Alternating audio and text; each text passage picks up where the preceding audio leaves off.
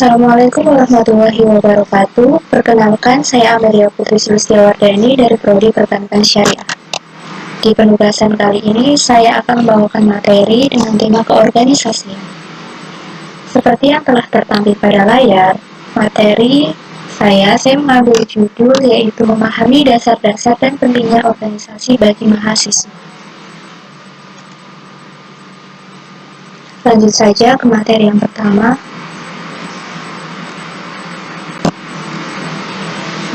Definisi dan pengertian organisasi.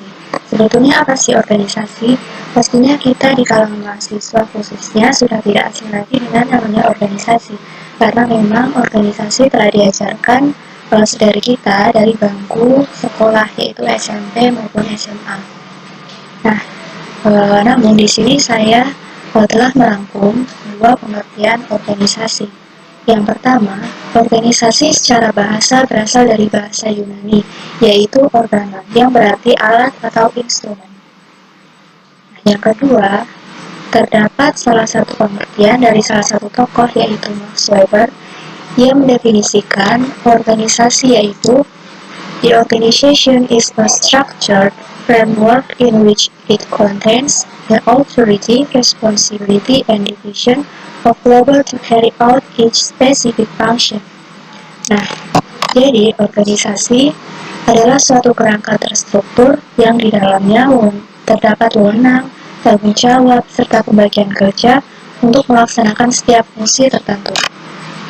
Jadi, organisasi ini diibaratkan sebuah wadah yang di dalamnya terdapat sekumpulan orang yang memiliki fungsi dan juga tujuan masing-masing. Dengan ini bertujuan untuk merealisasikan tujuan dari organisasi tersebut. Nah, organisasi, selama ini kan kita mengenal organisasi itu ada banyak, dan tujuan dari organisasi itu juga berbeda-beda antara satu dengan yang lain. Kemudian, materi yang kedua mengenai ciri-ciri organisasi. Nah, apa sih ciri-ciri dari organisasi? Yang pertama, memiliki anggota atau kelompok orang yang di dalamnya paling tidak atau minimal itu berjumlah 2 orang. Kenapa? Karena ketika suatu organisasi hanya terdiri dari 1 orang, maka hal itu bukanlah disebut sebagai organisasi karena hanya individu. Yang kedua, memiliki tujuan organisasi yang akan dicapai bersama. Ini jelas ya, setiap organisasi memiliki tujuan masing-masing. Yang ketiga, adanya kerjasama yang menjadi ciri khas utama dalam organisasi. Yang keempat, terdapat peraturan yang dibuat untuk kepentingan setiap anggota dalam organisasi. Hal ini penting bagi anggota organisasi agar bisa bekerja sama dengan baik dalam menjalankan pekerjaannya. Kemudian terdapat pembagian tugas secara sinergis yang dilakukan sesuai dengan kebutuhan pekerjaan dalam organisasi tersebut. Jadi antara di organisasi anggota-anggotanya memiliki tanggung jawab atau tugas yang sinergis yang masing-masing dijalankan sesuai dengan fungsinya masing-masing. Kemudian yang terakhir, memiliki identitas. Nah, apa sih identitas? Jadi identitas itu diibaratkan sebuah pengenal. Jadi setiap kelompok harus memiliki identitas.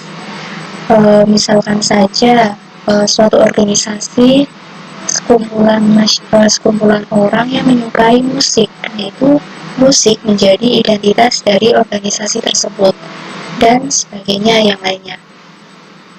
Kemudian untuk materi selanjutnya, materi yang ketiga yaitu tentang unsur organisasi.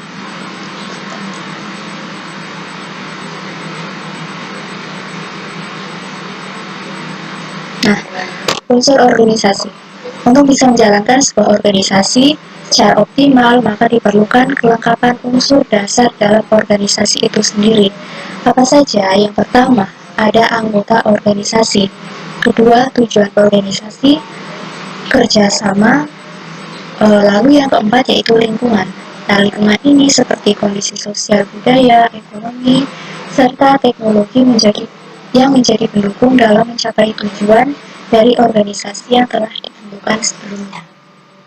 kemudian ada peralatan, dan juga komunikasi. Komunikasi ini hal yang pasti ya dalam menjalankan suatu kegiatan yang berhubungan dengan organisasi, karena di dalamnya terdapat timbal balik atau komunikasi antara anggota satu dengan anggota lain. Hal ini merupakan hal yang sangat penting dalam unsur organisasi. Kemudian tujuan organisasi ini diantaranya yang pertama sebagai wadah untuk mengembangkan potensi diri seseorang serta mengasah kemampuan berorganisasi yang nantinya dibutuhkan di dunia kerja. Yang kedua, mencapai merealisasikan keinginan atau cita-cita bersama dari setiap anggota organisasi. Kemudian mendapatkan pengalaman dan interaksi dengan anggota lain. Kemudian memperoleh hasil akhir pada waktu yang telah ditentukan. Selain itu, organisasi ini merupakan wadah yang menjadi tempat kaderisasi. Melalui organisasi diharapkan mampu menciptakan kader-kader yang memiliki integritas, memiliki kepribadian terpercaya, memiliki jiwa sosial, dan juga jiwa kepemimpinan.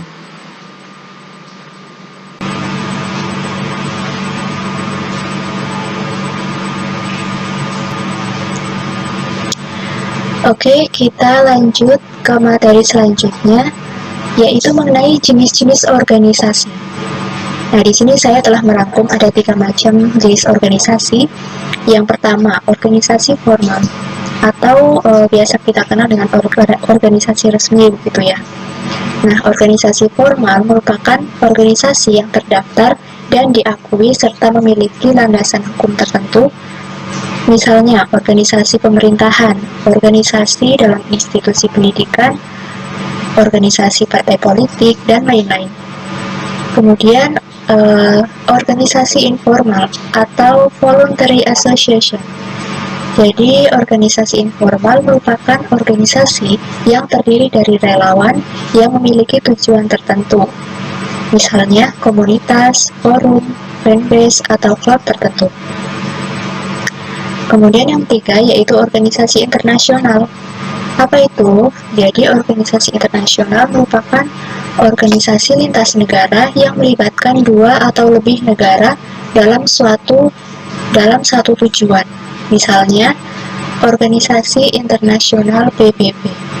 Nah, jadi dari ketiga organisasi ini dapat kita contohkan misalkan organisasi kampus ya, jadi organisasi kampus kita itu masuk ke dalam organisasi formal. Misalnya kalau di kampus itu kan organisasi tertinggi itu kan BEM, lalu di bawahnya itu misalkan HIMA, lalu ekstrakurikuler atau biasa disebut dengan UKM, yaitu merupakan contoh-contoh dari organisasi formal. Kemudian jika organisasi informal ini merupakan organisasi di luar dari kata resmi ya, maksudnya adalah organisasi yang tidak di bawah naungan pihak atau pemerintah. Misalnya sebuah komunitas atau klub musik begitu. Kemudian jika organisasi internasional, ini misalkan organisasi misalkan PBB atau misalkan organisasi-organisasi lain antara satu negara dengan negara lain. Kemudian kita lanjut ke materi selanjutnya.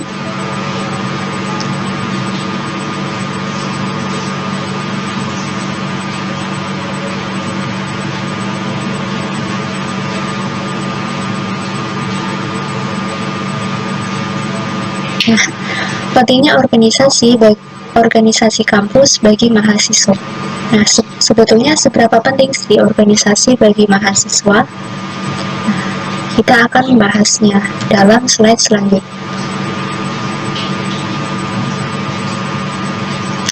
Di sini telah saya rangkum macam-macam organisasi kampus. Yang pertama, organisasi intrakampus. Apa itu? Organisasi intrakampus adalah organisasi mahasiswa yang melekat pada pribadi kampus atau universitas dan memiliki kedudukan resmi di perguruan tinggi.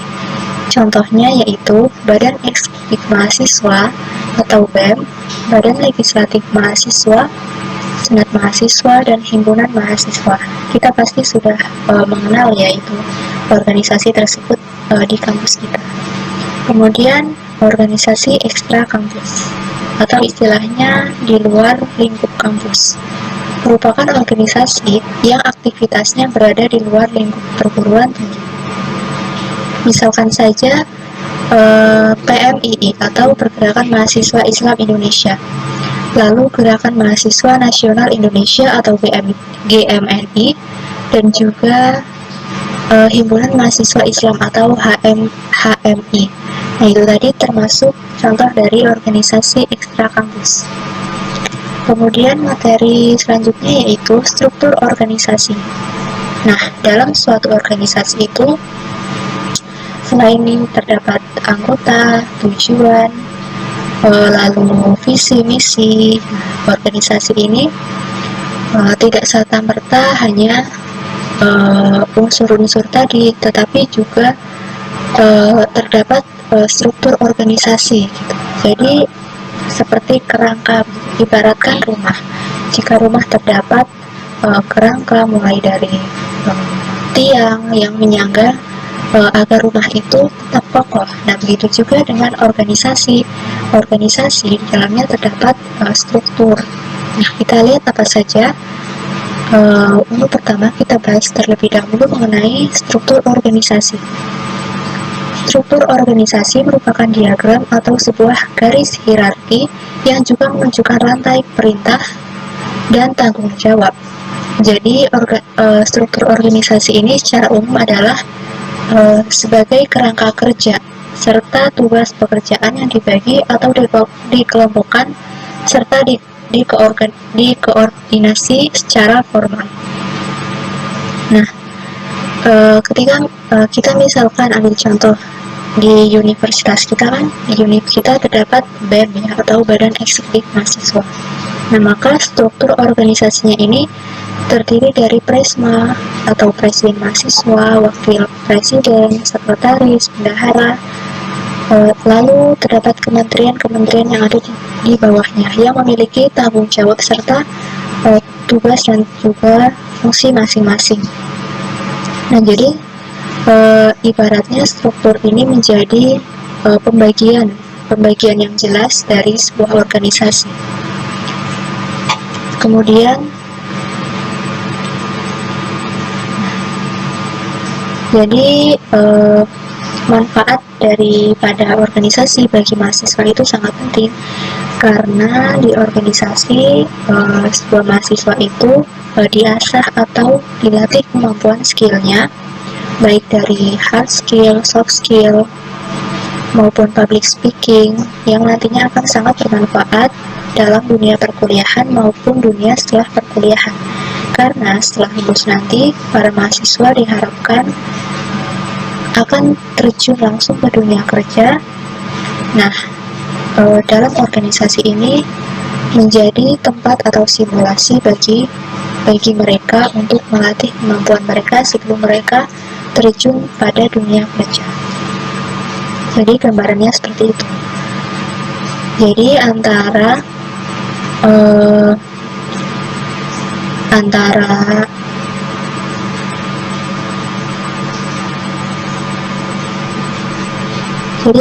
pembelajaran di kampus, kita misalkan mendapatkan di kampus ini kan kita mendapatkan materi, mendapat pembelajaran sesuai dengan jurusan kita. Hal itu merupakan penting, tetapi ketika kita berorganisasi, kita akan mendapatkan apa yang tidak kita dapat dari pembelajaran di kampus gitu. Jadi wawasan kita akan semakin luas, dan juga pengalaman kita pun semakin terbuka lebar, supaya wawasan dan juga pengetahuan kita lebih luas begitu.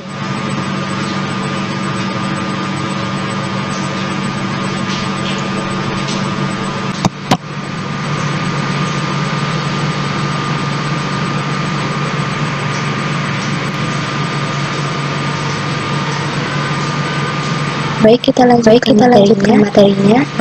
Kemudian apa saja organisasi untuk mahasiswa? Yang pertama, mengembangkan sifat kepemimpinan. Dalam dunia kerja ketika menjadi mahasiswa sangat diperlukan atau sifat kepemimpinan. Yang kedua, meningkatkan public speaking dan kepekaan sosial. Jadi dalam ini kita akan diajarkan mengenai bagaimana cara berbaik, lalu mengeluarkan pendapat yang positif, kemudian dengan organisasi pekaan kita terhadap akan semakin tambah. Kemudian menambah relasi dalam kita pasti akan bertemu dan dengan orang baik itu di dalam sama maupun berbeda. Kemudian belajar manajemen waktu. Jadi dalam berorganisasi kita akan belajar mengatur waktu, memilah antara prioritas. Kemudian berlatih sebelum terjun ke dunia kerja. Nah, jadi itu betul sangat penting manfaat yang kita rasakan ketika kita berorganisasi. Nah, di organisasi kita diajarkan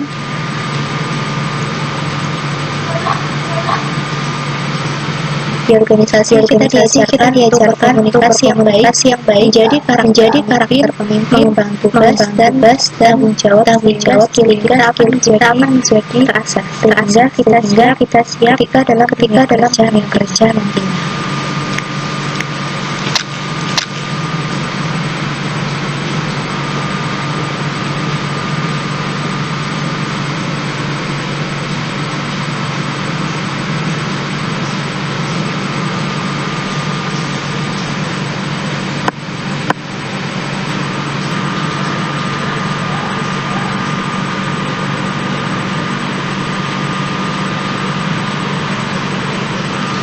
Baiklah, sekian presentasi dari saya mengenai organisasi. Jadi dari materi kita mengetahui apa itu organisasi, kemudian tujuan, manfaat, serta unsur dan bagaimana pentingnya organisasi kita mahasiswa.